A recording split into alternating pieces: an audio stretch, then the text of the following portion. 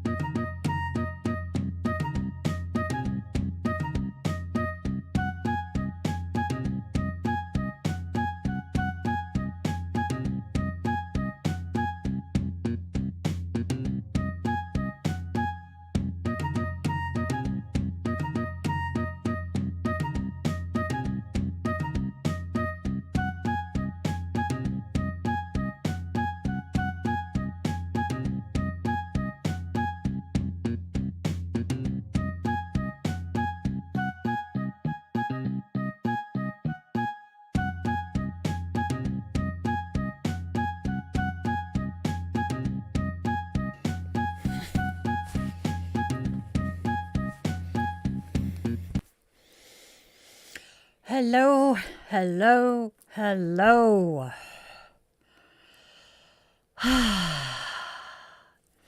It is Saturday night, y'all.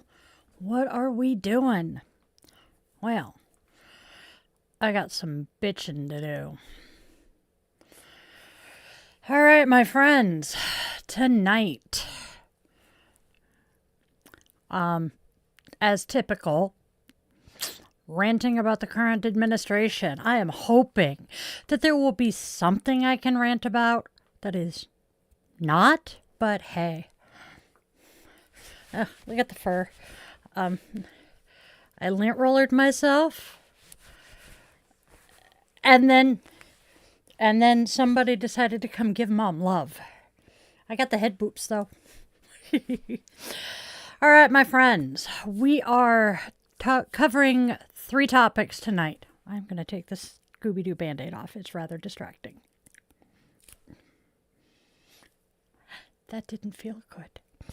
Okay, so 3 topics tonight. We have disappearing university students and staff, attacks on Black history, DEI in the EU and France, and just a quick mention of something else at the very end that I am laughing about. So, let us start with... Let us start now by discussing those magically disappearing students from multiple different colleges. We currently have private groups who are experimenting with facial recognition programs to identify protesters. Sejal Zoda, a lawyer representing a group of California activists in a lawsuit against Clearview AI, which is a facial rec company, says, "We're focused on government use of facial recognition because that's who we think of as traditionally tracking and monitoring dissent. But there are now all of these groups who are sort of complicit in that effort. We have private groups who are urging their followers to report protesters to ICE. Elizabeth Rand, who is, I believe, president of a unit of Mothers Against Campus Anti-Semitism, said, "Please tell everyone you know who is at a university to file complaints about foreign students and faculty who support Hamas," in a January 21st Facebook post that included a link to an ICE tip line. We have foreign students who are terrified that they are going to lose their visas because they were politically active. Now they're using tools of the state to actually go after people, says a South Asian Columbia graduate student who has been active in protests but wanted to remain anonymous out of fear of losing her student visa. Now, some of the activities that they are claiming as the reason for having visas revoked: inciting violence and illegally occupying campus buildings. We have an Arab American advocate who is worried that groups bent on exposing pro-Palestinian activists will make mistakes, singling out students who are innocent, costing them their right to stay in the U.S. And then we have this quote: "If you're here, right, on a student visa, causing civil unrest, assaulting people on the streets, chanting for people's death, why in the heck did you come to this country?" says Eliyahu Hawila, the software engineer whose company built the tool designed to identify masked protesters. Then we have campaigns using doxing to out students who are now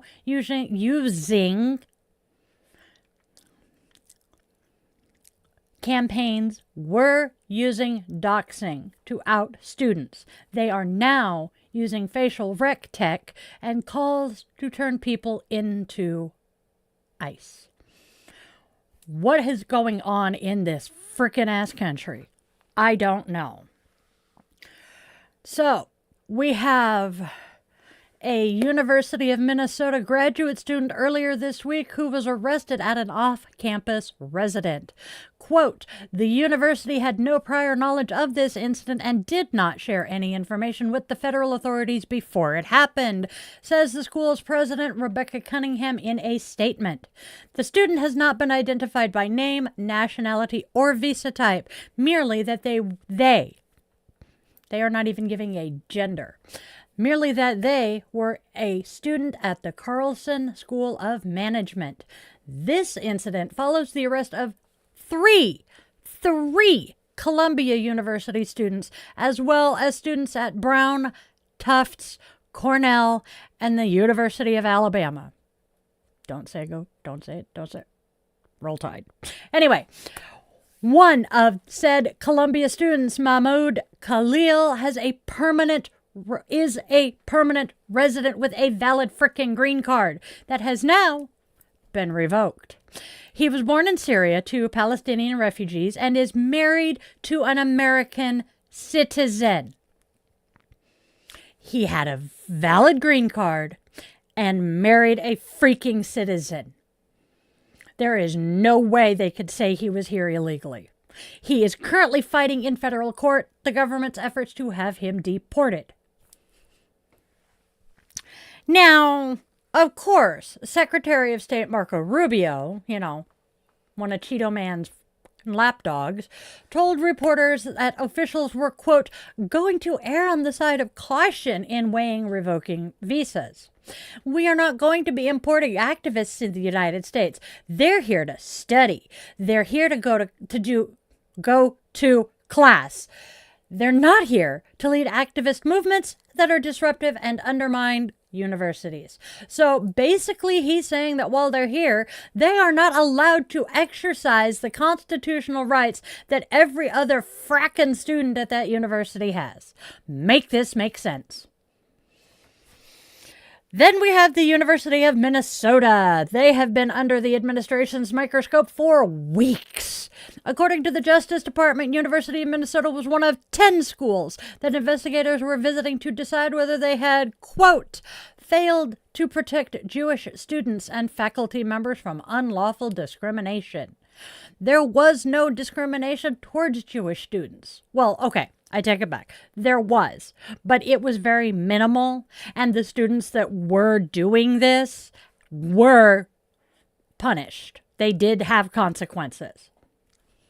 So, UM's Twin Cities campus, which happens to be the flagship of the 5 campuses across the state, was one of 60 colleges the Department of Education warned as being at risk of, quote, potential enforcement actions, unquote, because they were accused of anti-Semitism, because they were one of the major universities that had a pro-Palestinian protest encampment last spring, and they have grappled for more than a year with free speech concerns on campus. 2 weeks ago, the Board of Regents declared that it should largely refrain from issuing official statements about, quote, matters of public concern or public interest. If they're public concern or public interest, why would the college not want to make any kind of official statement? I'm assuming that they are things that affect their students and their staff, so... State Senator Dorone Clark said our campuses should be a safe place for all students, staff, and visitors. We must stand up against the Trump administration's senseless demonization of our friends, family, and neighbors. Now, moving from Minnesota to Pennsylvania, UPenn last fall discovered a statue honoring Benjamin Franklin, the college's founder, had been defaced. It had red paint splashed on it. Campus workers washed the paint off, but the administration was chomping at the bit to find the person behind this. A pro-Palestinian group claimed responsibility on social media. The university used footage and acquired a student's cell phone number using the data from the campus Wi-Fi near the statue at the time of the vandalism. Let that one register for a second. They used the data from the phones that connected to the Wi-Fi near the statue to get the phone number of all of the phones. And then campus police got a search warrant for T-Mobile's records for that phone and then used that to get a warrant for the phone itself. 6 a.m. 6 a.m. Armed campus and city police arrived at the off-campus home of the student they believed to be the owner of the phone. A neighbor witnessed lights being shined into her bedroom windows, and the police had their guns drawn as well. The police then entered the apartment and seized the phone. This was back in October. And today, that student still has not been charged with any crime.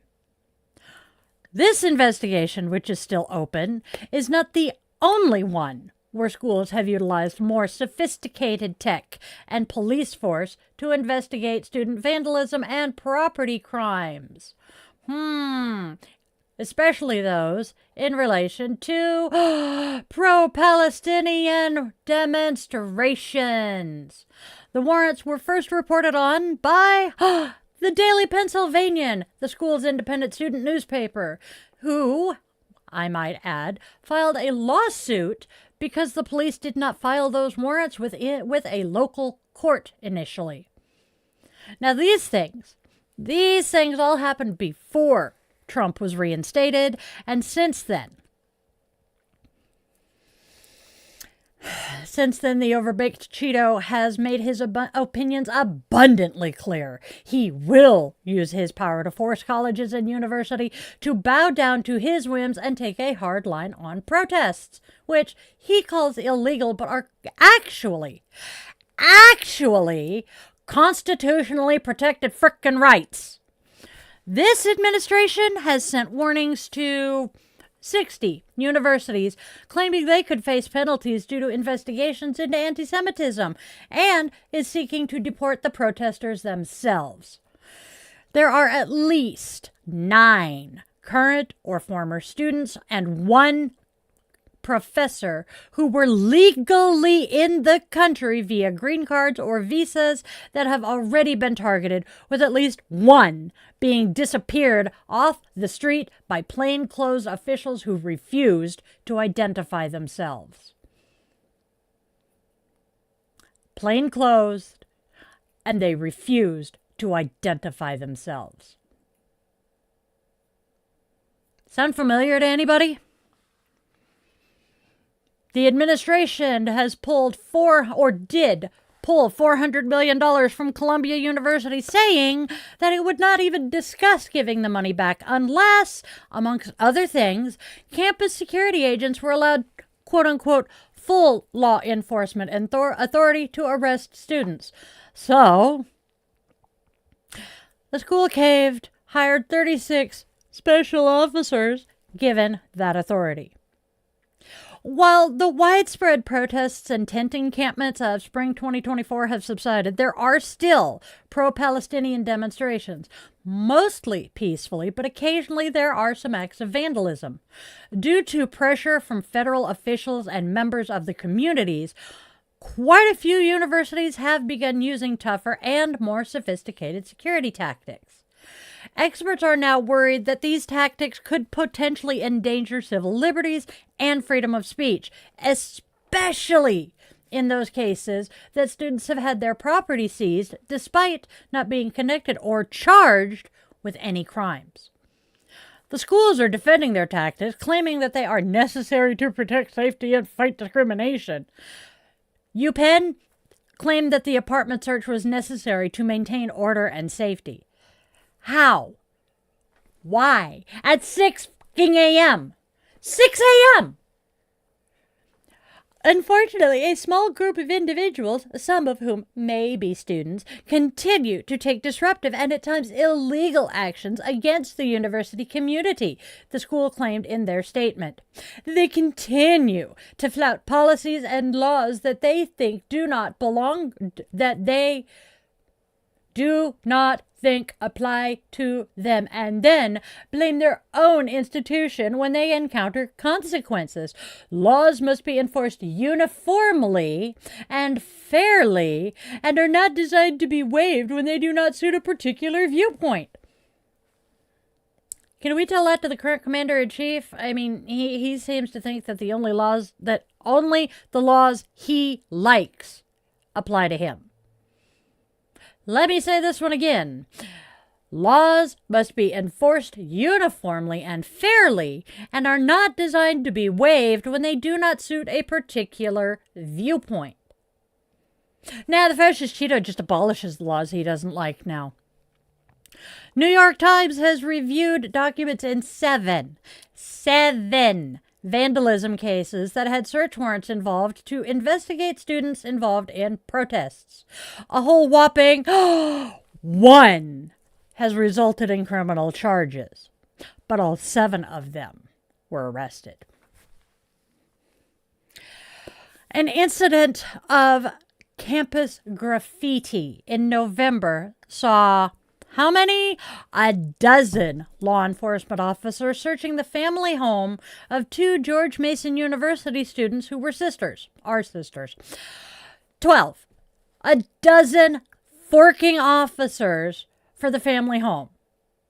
Flags for Hamas and Hezbollah, other materials displaying anti-American rhetoric, and an expression akin to death to America, as well as 4 weapons and ammo were found in the home. Court filings, however, do indicate that those things did not belong to the young women, but to other family members. The young women were barred from campus, but not charged. A dozen officers for one house. Through an open letter to George Mason authorities, 100 faculty, students, politicians, and political groups have denounced the decision to bar the students. Dr. Gregory Watson, the university president, claimed the search findings suggested that, quote, something potentially more nefarious was afoot. And he said this in an email. The Times have obtained via the public records request.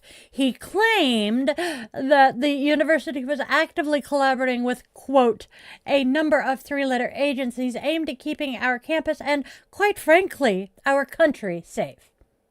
Sounds to me like he's a fucking MAGA bootlicker. He also posted a public letter. The university said there will be no additional comments on this case. The school said in a statement that, in general, when it becomes necessary for the university to bar a student from entering campus or impose an interim suspension on a student organization, such actions are taken carefully, with cause, and as precautions to preserve the safety of the university community environment. Suck a fart, y'all.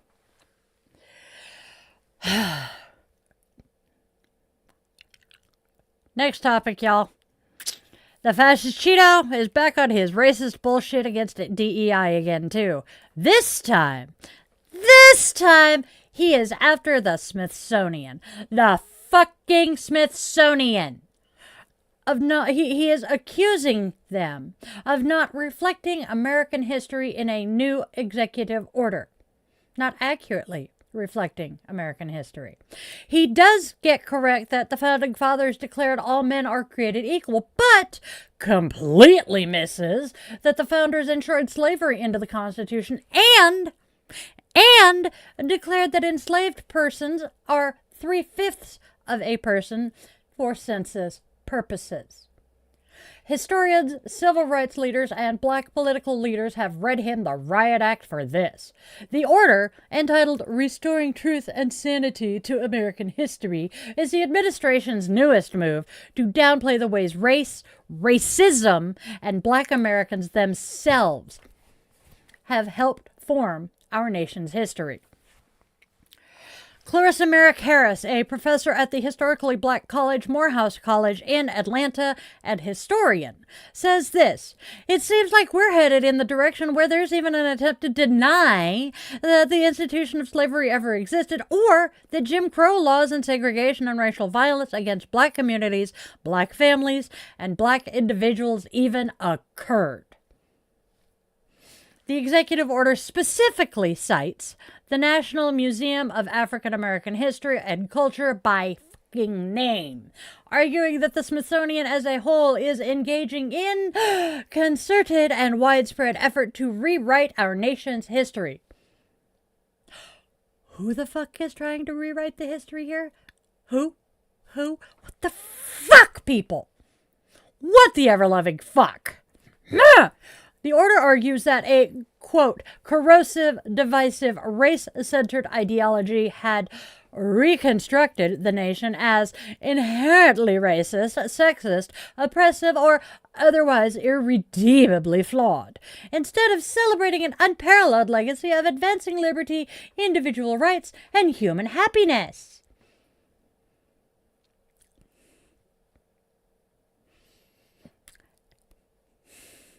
He told couchfucker J.D. Vance to go review all of the presentations, properties, and programs to prohibit programs that, quote, degrade shared American values or, quote, divide Americans based on race. You're doing that good enough on your own, asshole. You don't need the Smithsonian to help. Tiny Hands McGee, our Cheeto-in-chief, has also demanded Interior Secretary Doug Burgum to determine if any monuments since January 2020, quote, have been removed or changed to perpetuate a false reconstruction of American history or, quote, inappropriately minimize the value of certain historical events or figures, unquote.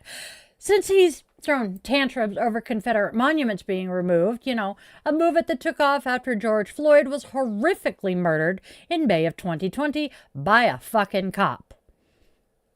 This appears to be just the latest move by this ridiculous administration to nuke any recognition of Black Americans' contributions to the nation and glossing over the political, social, legal, and economic obstacles that they have had to overcome. He's trying to claim that they didn't exist, that they've always had it easy. His buddy Ye says that slaves liked being slaves. They did it willingly. They were happy to be. This approach is, quote, a literal attack on Black America itself. The Black Smithsonian, as it is affectionately called, is indeed one of the heartbeats of Black America, argues Ibram X. Kendi, a race historian and best-selling author. And one of the heartbeats of the nation at large. Yvette Clarke, a New York Democrat who is the Congressional Black Caucus chair, is suggesting that the fascist Cheeto wants to distort the national narrative to racist ends. You think? In a statement, she said, "We do not run from or erase our history simply because we don't like it. We embrace the history of our country, the good, the bad, and the ugly."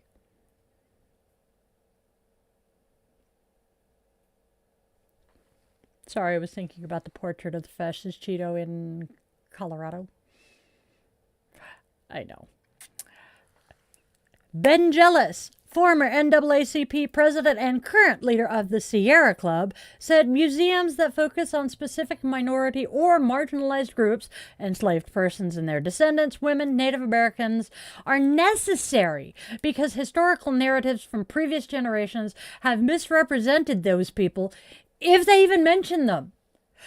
I don't know that he mentioned this particular group in particular, but we have the LGBTQ community. Let us refer back to the fact that the national parks were ordered to remove the T from the Stonewall Inn. Marsha P. Johnson, y'all. Attempts to tell the general history of the country always omit too much. And the place that we've come to by having these museums is so we can, in total, do a better job of telling the complete story of this country, he says, Mr. Jealous. Here's the kicker.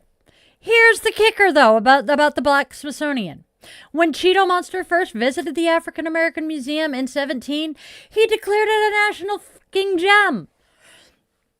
A direct quote from him: "I'm deeply proud that we now have a museum that honors the millions of African American men and women who built our national heritage, especially when it comes to faith, culture, and the unbreakable American spirit," he said after finishing a tour with Senator Tim Scott of South Carolina and Ben Carson, who was the sitting Housing and Urban Development Secretary, both of whom are Black. Then he turned around and went on his current rampage against wokeness, including DEI initiatives in more than just the private sector. He then also went after Vice President Kamala Harris, using worn-out fucking racist and sexist tropes, saying that because she's liberal, she hates our country, blah, blah, all of that shiz. She is the first Black woman and person of South Asian descent to ever hold national office, too. He's banned DEI initiatives across the government. He has launched investigations into colleges, public and private, accusing them of discriminating against white and Asian students via race-conscious admissions programs that intend to address those historic inequities in access for black students. The DoD. Oh my God, this has got me so fucking pissed off. The DoD at one point recently removed training videos on the Tuskegee Airmen, an online biography of Jackie Robinson, and more. Supposedly, though, those have been restored. In February, he who sleeps through court and shits his pants fired the Air Force General C.Q. Brown Jr., a man who championed racial diversity in the military, as the chairman of the Joint Chiefs of Staff.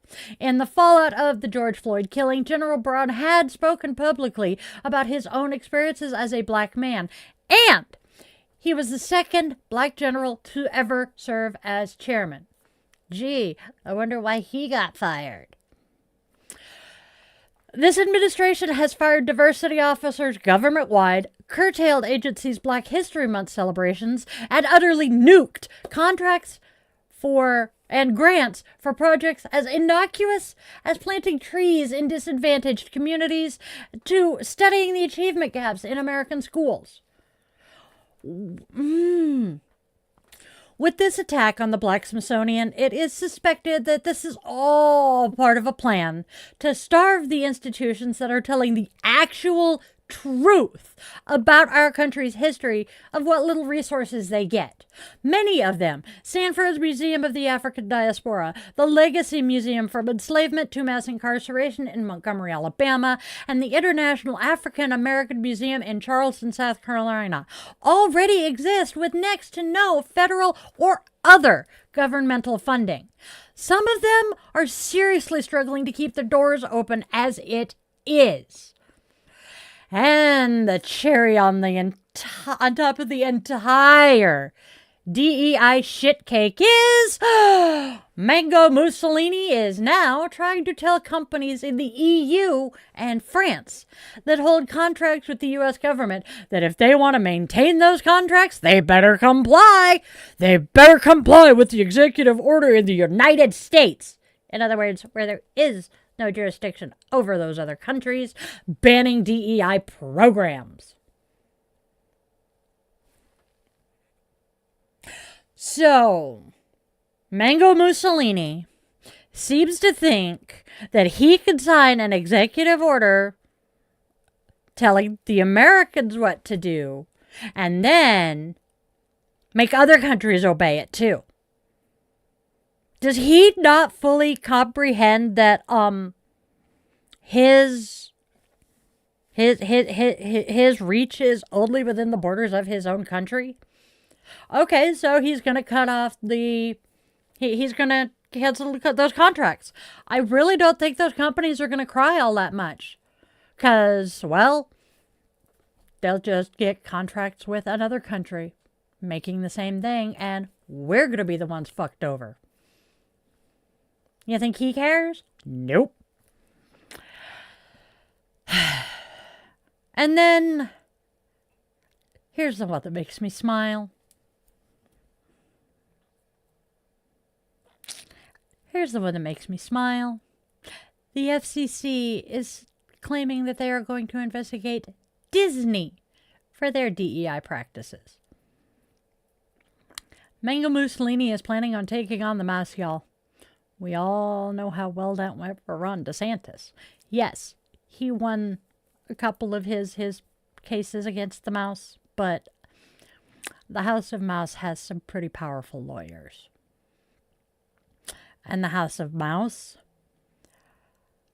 has been known forever as being very, very accepting and very, very much inclusive and trying to make sure that everyone is represented. Yeah, back in the day when Walt was still alive, it wasn't so much, but I mean, come on. Disney has their frickin' Pride thing. I can't remember the name of it. It has its own special name. I forgot to look that up. But, I mean, come on, y'all. He's going to be dumb enough to take on the House of Mouse. I'm going to pop some popcorn. And on that note, my friends,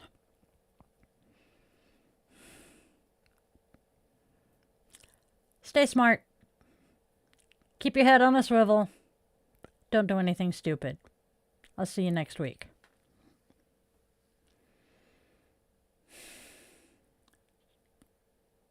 Fucking stupid people. Stupid people.